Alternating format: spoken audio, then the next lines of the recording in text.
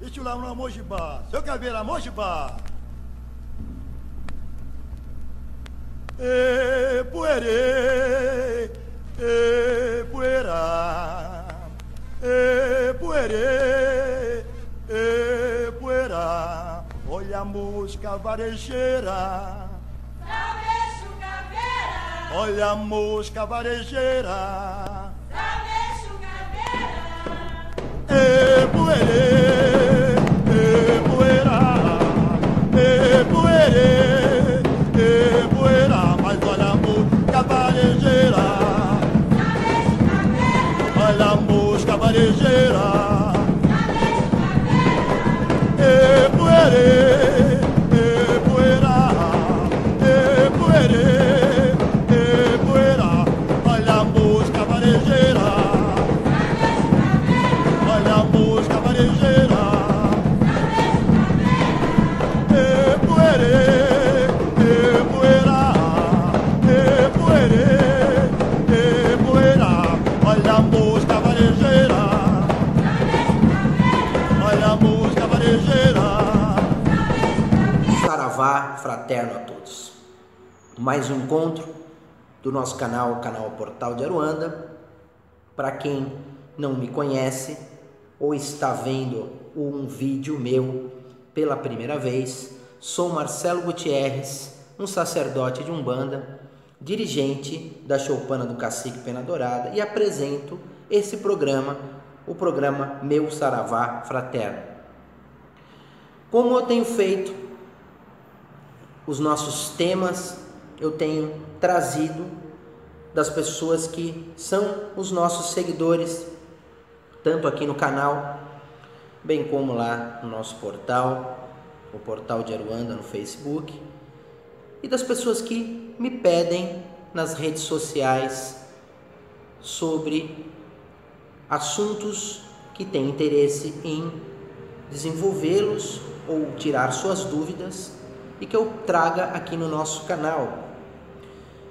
Como eu estou fazendo a série dos Exus Guardiões, hoje nós vamos falar sobre um Exu que devemos ter muito respeito, muito cuidado, muita reverência ao falar sobre ele. Exu Caveira. Muito bem.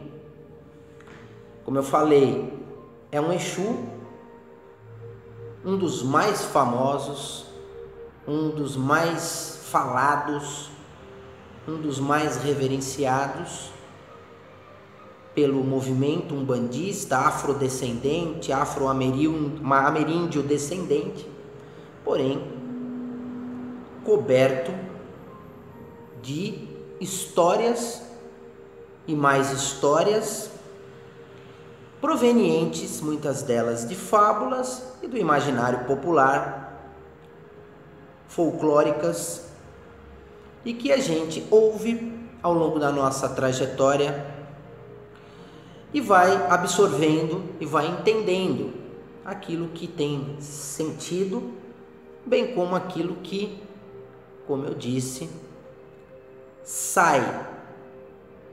tem origem, é originário das cabeças das pessoas por conta dos seus conhecimentos, muitas vezes deturpado, e por conta também da educação e da influência que recebe de outras crenças.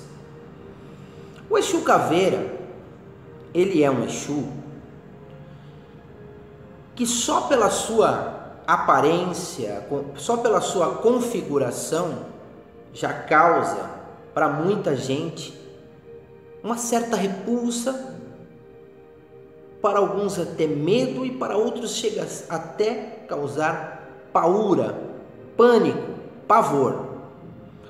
É evidente, a figura de uma caveira, o que ela mais é lembrada pelo nosso inconsciente? A morte. A nossa formação cultural, influenciada pela cultura, pela crença, pela religião judaico-cristã, não deveria ser diferente que na maioria das pessoas nós recebêssemos delas aquilo que elas aprendem.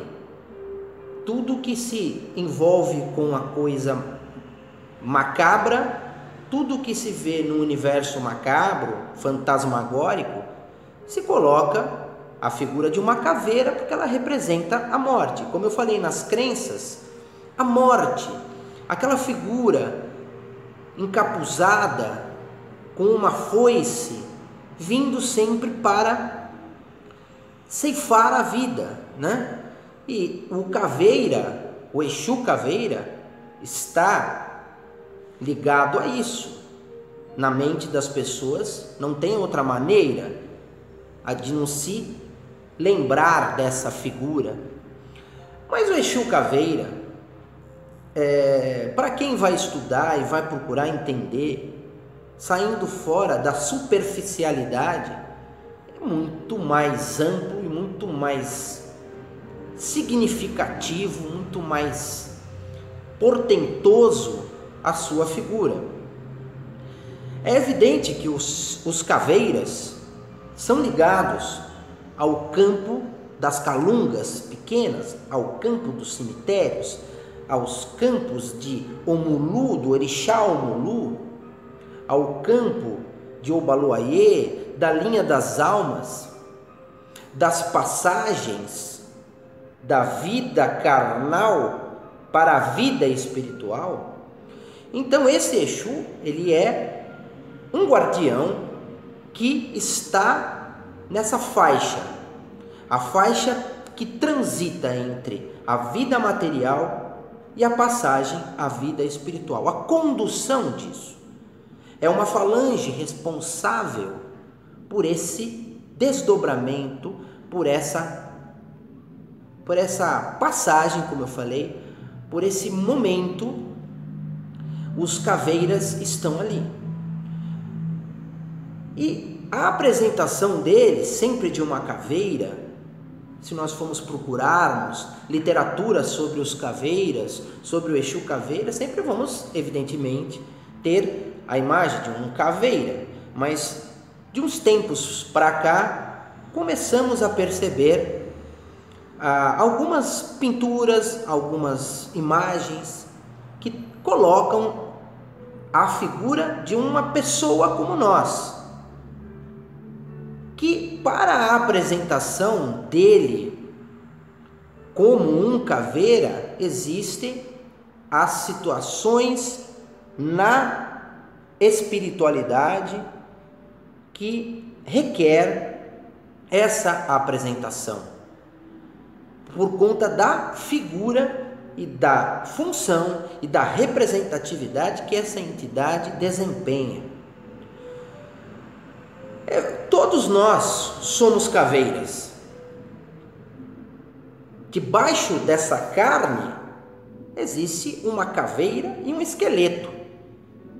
E dentro desse processo de passagem, da transformação que a morte do corpo físico para a passagem para a vida espiritual, existe aquela transmutação e aquela renovação que é feita pelo desenlace e pela natural trajetória da putrefação, onde é retornado para a Terra num grande processo de reciclagem que o planeta todo tem. Então todos nós vamos nos tornarmos caveiras, o nosso corpo.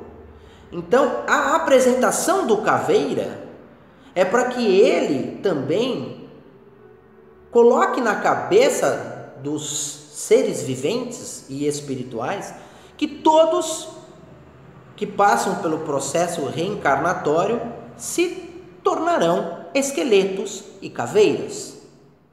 Então, é preciso desmistificar, desconfigurar essa situação de medo, de paura e de pânico, de pavor que existe ao redor dessa figura.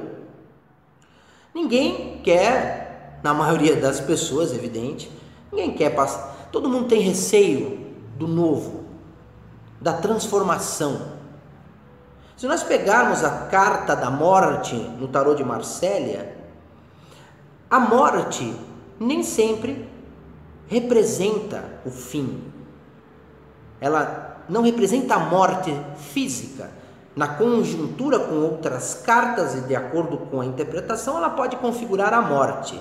Mas na maioria da sua representação, ela representa, ela significa, né? Ela tem a fonte de uma transmutação, de uma transformação. E os caveiras trabalham por essa transformação dentro de nós. Basicamente, seria essa a simbologia que envolve os caveiras. Nós temos muitas histórias que falam sobre esse Exu. Antes do advento da internet, antes do advento das redes sociais, existiam livros, literaturas, muitas delas equivocadas, sempre associando, evidentemente, a maioria, a gente procurava em casas de Umbanda, e a literatura das casas de Umbanda, até pouco tempo atrás, era muito pobre. Nós íamos buscar conhecimento dentro da Umbanda, das coisas da Umbanda, e encontrávamos muito pouco livros dentro das casas de Umbanda, e geralmente sempre faz trabalho disso, desmancha trabalho daquilo, pede para o caveira isso, pede para o Exu daquilo, e não sei o que, aquela coisa toda, e muito superficial. Mas dentre as histórias que a gente vê, contada pelos próprios caveiras, é de que a associação ao nome Próculo, que é um nome ligado à Cabala também, que eu já falei em outros vídeos, né? De uma associação dos Exus aos anjos caídos, que eu não compactuo muito delas, mas ela está por aí, essa história, que ele tinha o nome Próculo, que teria vivido no Egito por volta do ano 670 depois de Cristo, e com toda a conjuntura daquela época, a cultura daquela época, ele quis muito conquistar muitos bens, trabalhou muito para conquistar, e os bens naquela época não eram monetários como nós temos hoje, né? Os bens eram por posses de cabras, de aldeias, de cavalos, de animais, e ele foi conquistando tudo isso, e dentre uma das paixões da vida dele era uma mulher que ele precisava naquela época comprá-la do seu dono, porque a mulher fazia parte também dos objetos, né? Segundo a cultura desse tempo, e que ele queria muito adquiri-la, comprá-la, e ele adquiriu os bens materiais para fazer o escambo, a troca que era necessária para isso. Ele tinha um irmão, esse irmão muito invejoso, né? Percebendo o amor que ele tinha por essa determinada mulher, foi e comprou a mulher antes dele, passando a ser uma grande traição, e que ele acabou se submetendo a ela e não se vingando desse irmão, porque era sangue do mesmo sangue. E essa aldeia onde pertencia essa pessoa que tinha a intitulação de nome Próculo, teria sido invadida por outra aldeia, foi dizimada, e nessa dizimação toda sobraram 49 pessoas. E dentre essas 49 pessoas, eles foram até os agressores, também revidaram isso, e por conta da pouca, da quantidade inferior numérica, que era apenas 49 contra tantos outros, eles receberam o revide e foram queimados pelos os seus adversários. Essa é uma das histórias que desses 49 que foram queimados seriam os primeiros chefes de falange dos caveiras. São entidades muito antigas e que passaram ao longo desses séculos fazendo parte na espiritualidade de agrupamentos e que foram trabalhando, que foram se manifestando aos esotéricos, aos ocultistas, sempre nessa força voltada para as baixas magias, por conta da condição pelo qual eles haviam sido desencarnados. Foi evidentemente passando-se as evoluções e as organizações na espiritualidade para que eles chegassem até hoje dentro do universo das manifestações mediúnicas, a organização que nós temos hoje e por onde eles se manifestam, dentro da quimbanda, dentro da própria umbanda, dentro dos candomblés, dentro dos cultos onde é necessário a intervenção dessas entidades ligadas aos campos da Calunga Pequena, ou seja, dos cemitérios, sob a regência do orixá Omulu, na linha das almas, da parte transitória e tudo mais, como eu falei. Os caveiras, os Exus, desde Tatá Caveira até os mais recentes, Tatá é porque é o mais velho, Tatá significa o mais velho, né? Significa o primeiro, o pai, né? O pai dos caveiras. É difícil se trabalhar com essa entidade por conta da fonte, da força e do tempo que ele tem dentro do universo da espiritualidade, da representatividade que ele tem. Então ele costuma escolher muito bem seus médiuns, aqueles que serão os seus cavalos, aqueles que serão os seus aparelhos. Ele costuma ser bastante austero, rígido. Ele costuma ser uma entidade que exige respeito, exige desprendimento, comprometimento do seu aparelho, do seu médium. E hoje em dia nós vemos muita discrepância ao redor do nome do Exu Caveira, a banalidade, e que nós evidentemente percebemos que não tem caveira nenhuma ali, porque pela fonte, pela essência e pela trajetória da representatividade dessa falange, não ia se submeter a coisinhas e baboseirinhas que nós vemos aí de alguns. Existem os seus médiuns que trabalham com eles, com os caveiras, onde engloba o Tatá, o João Caveira, o próprio Exu Caveira, Rosa Caveira, Quebra-Ossos, 7 caveiras, Exus ligados a essa fonte. E essas entidades não se submetem a situações equivocadas, discrepantes, desordenadas. Os Exus de cemitério são assim, são muito mais rígidos, rigorosos do que os Exus de caminhos, do que os Exus das encruzilhadas. Não que são maiores, que são menos ou mais, eles são mais austeros, mais rigorosos. Então requer sim uma certa um conhecimento para acionar de forma vamos dizer assim, para achar a melhor palavra, de uma forma eficaz a intervenção dessas entidades. Não se deve jamais banalizar a força dos caveiras. Então os Exus caveiras, eles são muito austeros, muito dedicados e muito rígidos, né? Então a gente percebe hoje que essa falange, ela não tem mais aquela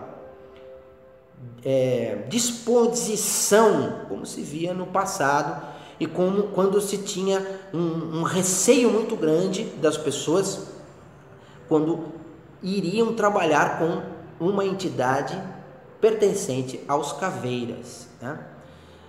Por conta da rigidez e da ordenação pelo qual eles representam.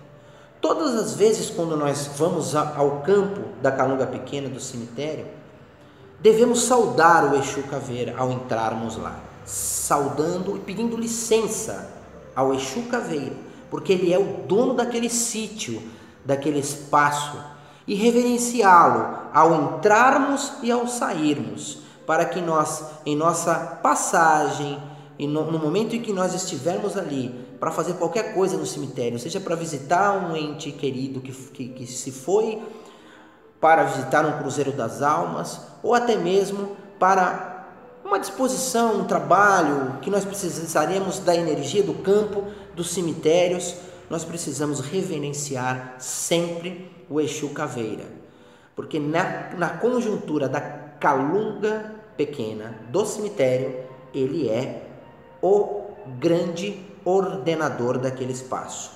Não só ele, mas como todos os caveiras. São entidades primorosas quando evocadas para a transformação, como eu falei, então para a cura. Quando um Exu Caveira pega uma pessoa enferma e ele intercede por ela, ele cura porque ele tem a capacidade de neutralizar, de findar aquilo que não serve para uma transformação para o novo. Então os caveiras têm essa capacidade de cura muito grande, e pouco se vê falar isso ultimamente. A gente percebe que a preocupação é muito diferente do que é o caveira, mas do que é a fonte de transformação pelo qual eles representam. Então, gente, Exu Caveira é uma primorosa entidade, uma portentosa entidade, pelo qual nós devemos respeitar muito essa força, esses espíritos, pela longevidade que eles têm dentro da espiritualidade. Existem histórias que se remontam em encarnações que vêm até dos tempos de Atlântida, que eu não falo aqui porque seria extensa, mas as trajetórias desses espíritos se remontam a tempos muito distantes, e que essa falange, como eu contei, é uma história contada pelos próprios caveiras da primeira formação dos 49 Exus que fazem parte da falange do Senhor Exu Caveira. Ok, gente? Espero que eu tenha ajudado. Qualquer dúvida, estou à disposição, me perguntem, dúvidas, divergências, caso ocorram, sempre prevalecendo o bom senso. Estou sempre aqui à disposição para quem quiser conversar sobre assuntos inerentes ao universo da religiosidade, assuntos de autoajuda, assuntos de crescimento e emancipação de consciências. Estamos aqui todas as sextas-feiras, impreterivelmente, aqui na Choupana do Cacique Pena Dourada, para praticar Umbanda tradicional. Eu fico por aqui, meu saravá fraterno, que Oxalá, nosso Pai Maior, abençoe a todos e até o próximo encontro.